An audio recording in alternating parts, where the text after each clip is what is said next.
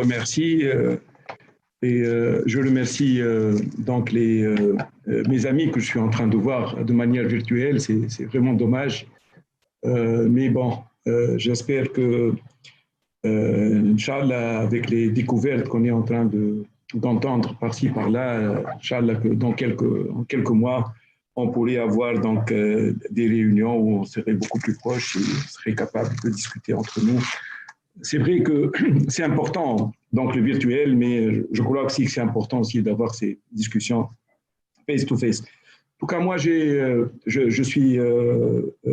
voudrais tout d'abord saisir cette occasion pour remercier les organisateurs du sommet international Startup Gate édition 2020 pour le choix pertinent des thèmes qui traduit de toute évidence leur volonté de contribuer à l'approfondissement de la réflexion sur l'économie du savoir basée sur des micro-entreprises. L'organisation de ce forum ouvrira sans doute un débat profond sur des problématiques majeures à un moment où la Tunisie est engagée dans des réformes structurantes en matière de digitalisation.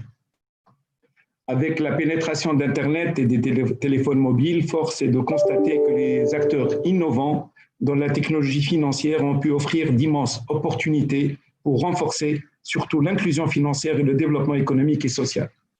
La transformation digitale, tirée essentiellement par des fintechs, a interpellé les banques centrales, même en rapport avec leur mission légale, si bien que le monopole de l'émission monétaire est aujourd'hui challengé, ce qui a amené certaines banques centrales à explorer l'opportunité d'émettre leur propre monnaie numérique. De ce fait, et eu égard à l'ampleur de ces implications économiques, financières et sociétales, les autorités publiques se voient de plus en plus interpellées pour mettre en place un cadre juridique adéquat et asseoir un environnement propice aux innovations technologiques, au développement de la FinTech. Permettez-moi de vous livrer brièvement quelques actions que je considère importantes pour promouvoir l'innovation technologique en Tunisie. Le Startup Act et le cadre idoine permettant de promouvoir l'entrepreneuriat basé sur l'innovation et de faciliter le lancement et le développement des startups depuis la Tunisie et pour lequel l'ABCT, la Banque centrale Tunisie, a prêté main forte sur le plan change. Juste pour nos amis, pour nos jeunes amis, on parle beaucoup de change.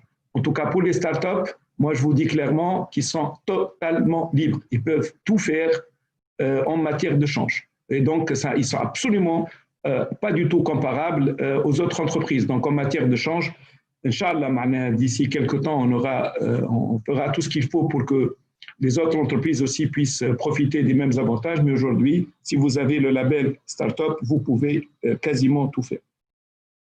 Le financement alternatif ou le crowdfunding que la BCT a fortement soutenu et qui permettra sans doute aux entrepreneurs d'accéder à des levées de fonds auprès du public pour financer le projet sous forme d'équité, des prêts ou de dons. La digitalisation des fiches d'investissement depuis décembre 2018 constitue une action fondamentale entreprise par la Banque centrale Tunisie qui a consacré plus de transparence et d'efficacité dans les services rendus aux investisseurs.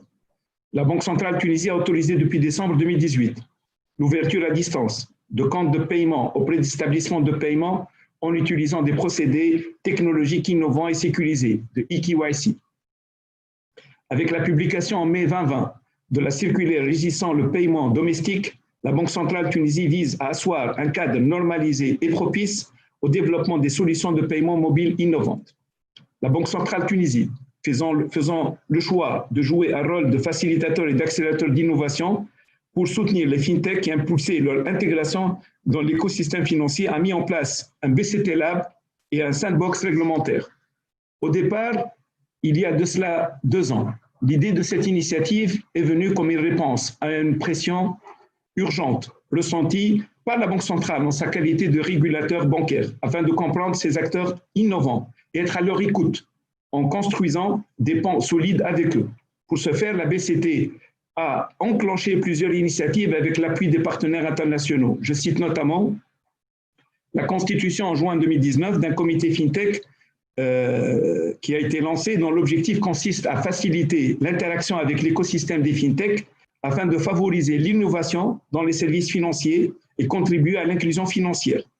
La mise en ligne d'un site web FinTech www.bct.gov.tn pour servir d'interface communicationnelle entre la Banque centrale et son environnement des fintechs tunisiennes, tout en permettant la collecte des données. La création d'un BCT Lab, qui est un mécanisme permettant à la BCT de faire appel aux fintechs pour l'accompagner dans la digitalisation de ces processus internes de la banque, mais aussi donnerait-il l'occasion d'effectuer des expérimentations de solutions innovantes. Aujourd'hui, on n'a même pas attendu d'avoir le BCT Lab fonctionner. On a des fintechs aujourd'hui qui travaillent avec la Banque centrale, qui ont développé des solutions, qui travaillent avec la Banque centrale, que ce soit au niveau du change, que ce soit au niveau du paiement, et qui aujourd'hui sont déjà en train de travailler avec la Banque centrale. La mise en place d'un sandbox réglementaire, qui est un environnement de test pour permettre aux fintechs dont la candidature a été retenue sur la base de certains critères de tester leurs solutions à petite échelle avec des clients volontaires dans un environnement contrôlé. Cette initiative va permettre d'instaurer un canal de dialogue avec les porteurs de projets innovants, leur permettant de s'enquérir sur le périmètre réglementaire et de faire remonter les besoins des fintechs aux régulateurs qui peuvent en retour alimenter les réflexions pour adapter le cadre réglementaire au bénéfice de la protection du consommateur. Enfin, sur le plan régional, la Banque centrale Tunisie est très active dans l'échange d'expériences en matière d'innovation financière. Ainsi, elle participe aux travaux du comité maghrébin des fintechs sous l'égide des conseils des gouverneurs des banques centrales du Maghreb arabe, dont la Banque centrale a le secrétariat permanent. Le groupe de travail régional des fintechs sous l'égide du Fonds monétaire arabe et le Fonds monétaire international. Et on travaille beaucoup avec les autres bailleurs de fonds tels que la Banque mondiale, donc le GIZ et d'autres. L'enjeu étant de réussir à innover en conciliant le meilleur de l'humain et du digital. Avant de conclure, permettez-moi de partager avec vous une réflexion profonde que je suis en train d'avoir depuis un peu plus de 20 ans. J'ai fait partie j'étais à un certain moment membre d'un cabinet fin des années 90 où on a travaillé avec une équipe de jeunes à l'époque, moins jeunes, sur le développement du commerce électronique. Et on était parmi les premiers dans le monde, en tout cas au niveau de la région MENA en Afrique et parmi d'autres pays émergents, à avoir développé une législation sur le commerce électronique. Est-ce que depuis le commerce électronique s'est développé? Non. Pourquoi? Parce que tout simplement, on a été les premiers à réfléchir sur la question, mais on a été peut-être pas assez bon pour pouvoir faire déployer donc tout le processus qui devrait être, que ce soit en paiement, que ce soit en développement, un cadre propice pour les entrepreneurs de développer donc ce commerce électronique.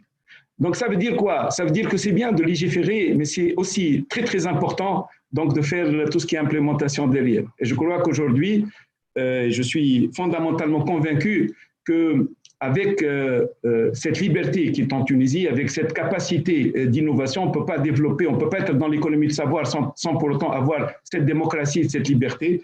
Je crois qu'aujourd'hui, notre écosystème est prêt. Je vois avec le nombre de startups, le nombre de fintech présentes, notre écosystème est fin prêt. On a ce qu'il faut pour qu'on puisse véritablement démarrer. J'espère que cette fois-ci, on ne va pas encore rester sur le quai et qu'on va prendre le train de l'innovation et de la technologie. Je suis fondamentalement convaincu qu'on va le faire. Et sur ces mots, je déclare ouvert les travaux de votre table ronde. Et je suis persuadé que vos débats vont être extrêmement intéressants, avec beaucoup d'éclairage sur ces sujets stratégiques. Je vous remercie.